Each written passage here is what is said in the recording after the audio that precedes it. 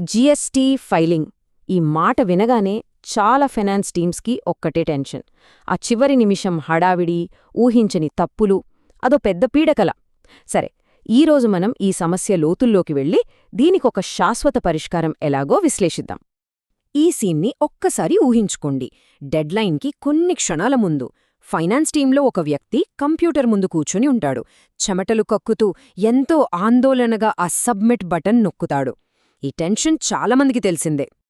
హమ్మయ్యా, file అయిపోయింది అని ఊపిరి పీల్చుకునేలోపే స్క్రీన్ మీద ఎర్రగా ఒక message, error in row number 34,212. అంతే సంగతులు. ఒక్క చిన్న తప్పు, కోట్ల రూపాయల ఫైలింగ్ మొత్తం రిజెక్ట్ అయింది. ఈ పీడకల చాలా కంపెనీలకు ప్రతి నెల ఎదురయ్యే ఒక కఠిన వాస్తవం.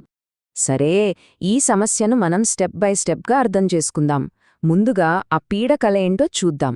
దాని వెనకున్న కారణం అంటే ఆ స్ప్రెడ్షీట్ టైం బాంబ్ గురించి తెలుసుకుందాం. ఆ తర్వాత ఈ సమస్యను శాశ్వతంగా ఎలా పరిష్కరించవచ్చో కూడా చూద్దాం. ముందుగా ఆ చివరి నిమిషంలో అసలేం జరుగుతుంది? ఎంతో కష్టపడి రోజుల తరబడి తయారుచేసిన ఫైలింగ్ ఆఖరి క్షణంలో ఎందుకు విఫలమవుతోంది? ఇప్పుడు అందరి మదిలో ఒకే ప్రశ్న. ఇంత పెద్ద ప్రభావం చూపిస్తున్న ఈ తప్పులు అసలు ఎక్కడ మొదలవుతున్నాయి? ఎవరిది పొరపాటో? చాలామంది ఏమనుకుంటారంటే ప్రాబ్లం అంతా గవర్నమెంట్ పోర్టల్లోనే ఉందని. కానీ అసలు నిజం వేరే ఉంది. ఈ సమస్య మొదలయ్యేది బయట కాదు, కంపెనీ లోపలే. మనం రోజూ వాడే సింపుల్ స్ప్రెడ్షీట్లలోనే ఈ తప్పులు పుడతాయి. అందుకే ఇప్పుడు మనం సమస్య మూలాల్లోకి వెళ్తున్నాం. ఈ మామూలు స్ప్రెడ్షీట్లు ఒక టిక్ టిక్ మంటూ పేలడానికి సిద్ధంగా ఉన్న టైం బాంబుల్లా ఎలా మారతాయో వివరంగా చూద్దాం. ఇది నమ్మడానికి కాస్త ఆశ్చర్యంగా ఉండొచ్చు, కాని వాస్తవం.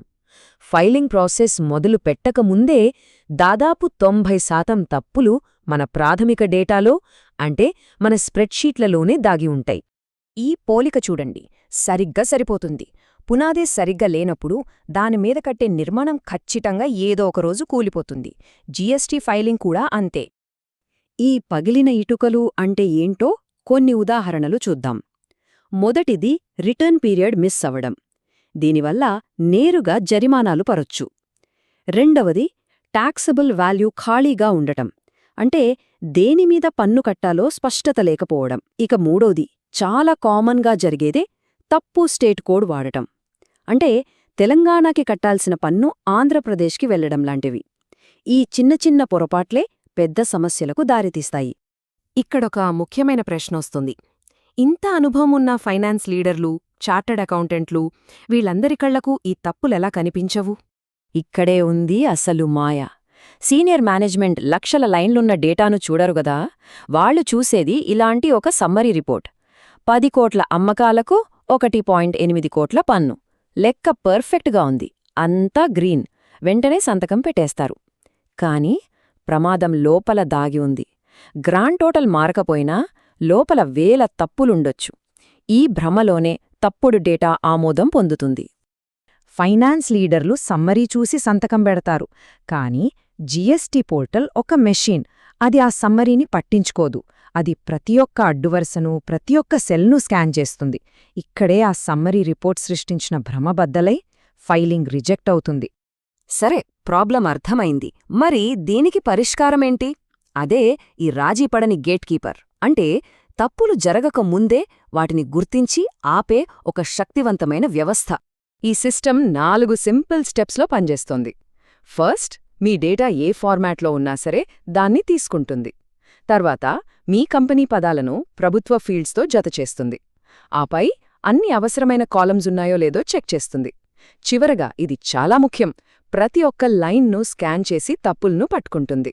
ఇది మామూలు సాఫ్ట్వేర్లాగా వార్నింగ్ ఇచ్చి వదిలేయదు. ఇది ఒక అడ్డుగోడ. మీ డేటా 100కు 100% సరిగ్గా ఉంటే తప్ప మిమ్మల్ని ఒక్క అడుగు కూడా ముందుకు వెళ్లనివ్వదు. అంత పక్కగా పనిచేస్తుంది. ఈ పోలికతో మనకు ఇంకా బాగా అర్థమవుతుంది. తప్పులున్న జీఎస్టీ డేటా అంటే బ్రేకులు సరిగా లేని కారు లాంటిది. ఫైలింగ్ పోర్టల్ అంటే పబ్లిక్ హైవే. మరి ఈ సాధనమేంటంటే ఆ ఫ్యాక్టరీ గేటు దగ్గరుండే ఒక స్ట్రిక్ట్ క్వాలిటీ ఇన్స్పెక్టర్. ప్రమాదం జరగకముందే ఆ కారునక్కడే ఆపేసి అందర్నీ కాపాడతాడు. ఇది కేవలం తప్పుల్ని సరిదిద్దడమే కాదు, ఇది ఒక కొత్త నమ్మకాన్ని, ఒక కొత్త భరోసాని ఎలా సృష్టిస్తుందో ఇప్పుడు చూద్దాం. డేటా గవర్నెన్స్ అంటే కేవలం తప్పులు వెతకడం కాదు, సమస్య ఎక్కడైతే మొదలవుతుందో అక్కడే ఒక నియంత్రణను ఏర్పాటు చేయడం. మీ జీఎస్టీ డేటా మొత్తానికి ఇది ఒక ట్రస్ట్ అండ్ గవర్నెన్స్ లేయర్ను సృష్టిస్తుంది. దీనివల్ల ఫైనాన్స్ లీడర్స్కి ఏం లాభం? సింపుల్, వాళ్ల చేతికి ఎప్పుడూ 100% క్లీన్ డేటా వస్తుంది. చివరి నిమిషంలో టెన్షన్లు, షాక్లు ఉండవు. ప్రతీదీ పూర్తి కంట్రోల్లో ఉంటుంది. వాళ్లకు అమూల్యమైన మనశ్శాంతి లభిస్తుంది. కాబట్టి మనం గుర్తుంచుకోవాల్సిన మంత్రం ఒక్కటే: validate first, then file with confidence. ముందు డేటాను పూర్తిగా నిర్ధారించుకోండి, ఆ తరువాతే విశ్వాసంతో ఫైల్ చేయండి. ఇది వ్యాపారానికి ఒక రక్షణ కవచం లాంటిది. ఈ విశ్లేషణ మొత్తం మన ముందు ఒక పెద్ద ప్రశ్నను ఉంచుతుంది. డేటాను క్లీన్ చేసే పని మొత్తం యంత్రాలు ఇంత పర్ఫెక్ట్గా చేస్తున్నప్పుడు ఇక మనుషుల పాత్ర ఏంటి? అకౌంటెంట్లు, ఫైనాన్స్ నిపుణులు తప్పులు వెతకడం మానేసి పూర్తిగా కంపెనీ ఎదుగుదలకు కావాల్సిన వ్యూహరచనపై దృష్టి పెడతారా? ఫైనాన్స్ వృత్తి భవిష్యత్తెలా ఉండబోతోంది? ఇది మనందరం ఆలోచించాల్సిన విషయం.